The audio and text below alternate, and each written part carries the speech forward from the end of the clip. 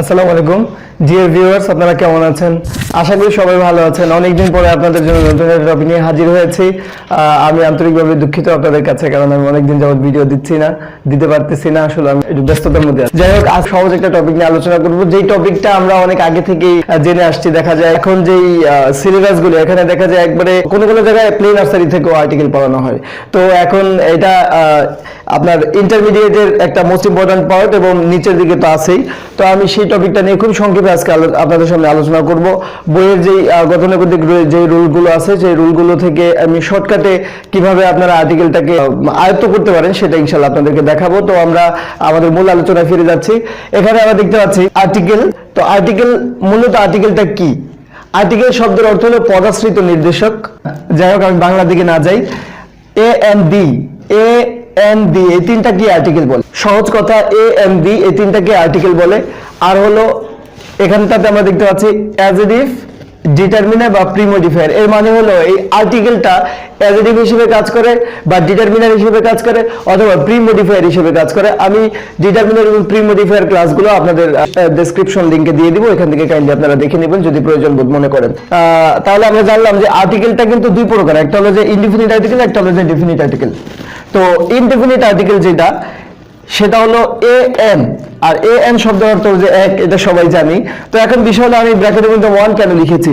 আপনারা দেখবেন যে ওয়ানটা হলো এ এবং এন এইটার সংক্ষিপ্ত রূপ। আর্টিকেলের অরিজিনটা কোথা থেকে? তাহলে আপনার অ্যান্সারটা হবে যে মনে করেন যে বেসিক্যালি লেখা আছে ইনডিফিনিট আর্টিকেল এ এবং এন, এই দুইটার অরিজিন হলো ওয়ান থেকে। দ্যাট মিনস অন এর সংক্ষিপ্ত রূপ হলো এন, এন এর সংক্ষিপ্ত রূপ হলো এ। আচ্ছা, যাই হোক। আর হলো এটা হলো যে ডেফিনিট আর্টিকেল, নির্দিষ্ট করে বোঝানোর জন্য আমরা ডেফিনিট আর্টিকেলটা ব্যবহার করি। আর এখানে ব্র্যাকেটের মধ্যে আমি লিখে দিয়েছি দিস, দ্যাট আর হলো দোজ। এটা কি? এটা হলো আপনার এই ডেফিনিট আর্টিকেল যে দা আছে না, দা এর সংক্ষিপ্ত রূপ। দ্যাট মিনস দিস, দ্যাট আর হলো দোজ এর সংক্ষিপ্ত রূপ হিসেবে আমরা আর্টিকেল দা ব্যবহার করি। এই জন্যই দেখেন এই দিস, দ্যাট আর দোজ এগুলো কিন্তু ডেমনস্ট্রেটিভ প্রোনাউন। এই ডেমনস্ট্রেটিভ প্রোনাউনটা আবার আপনার কখনো কখনো বাক্যের মধ্যে ডেমনস্ট্রেটিভ অ্যাডজেক্টিভ হিসেবে কাজ করে। তাহলে আমরা ডেমনস্ট্রেটিভ অ্যাডজেক্টিভও বলতে পারি। তাহলে এই দিস, দ্যাট আর দোজ এর সংক্ষিপ্ত রূপ হিসেবে আমরা কি ব্যবহার করি? দা ব্যবহার করি। তাহলে দেখেন এখানে, আর দা শব্দের অর্থ টিটা, খানাখানি, রাগুলো। দ্যাট মিনস আমরা প্লুরাল নাম্বার, কখনো কখনো সিঙ্গুলার নাম্বার, প্লুরাল নাম্বার দুইটার ক্ষেত্রে আমরা কিন্তু দা ব্যবহার করি।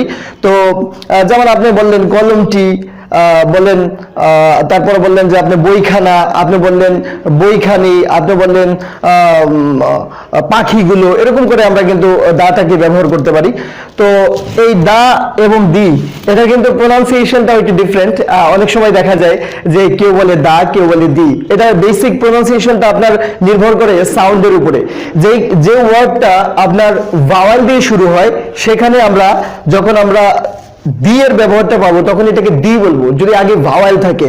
আর যদি একটা শব্দের শুরুতে কনসোনেন্ট থাকে তাহলে সেটার উচ্চারণটা করবো আমরা দা। এই যে আমি উদাহরণ দিয়ে দিয়েছি, এখানে দেখেন অরেঞ্জ। এই অরেঞ্জের শুরুর যে ফার্স্ট লেটারটা সেটা শুরু হয়েছে ও দিয়ে। তো যেহেতু ও দিয়ে শুরু হয়েছে, আমরা জানি এটা একটা ভাওয়াল, আর ভাওয়াল হলো পাঁচটি, এ ই আই ও ইউ। তো এই ভাওয়াল দিয়ে শুরু হওয়ার কারণে এটার উচ্চারণ করবো আমরা কি? দি, দা কিন্তু না, দি। আর যেহেতু এখানে আছে দা, এখানে দা কেন বলবো? কারণ এইচ একটা কনসোনান্ট। এই কনসোনান্টটা যেহেতু কনসোনান্ট দিয়ে শুরু হয়েছে, হেনটা, এই জন্য হেনের আগে যেই THE বসেছে, এটার উচ্চারণ আমরা করব দা। আশা করি আপনারা বুঝতে পেরেছেন। এই হলো আর্টিকেলের প্রাইমারি আলোচনা। আমি ধাপে ধাপে পরের আলোচনাগুলো আপনাদেরকে দিব, কারণ ভিডিও বেশি বড় করতে চাচ্ছি না। তো আজকের মধ্যে এখানে বিদায় নিচ্ছি। আমি আতিক হাসান মেঘ, আমার HHW স্কুল টিতে আপনাদের আবারও স্বাগতম জানিয়ে আমি এখানে বিদায় নিচ্ছি। আসসালামু আলাইকুম।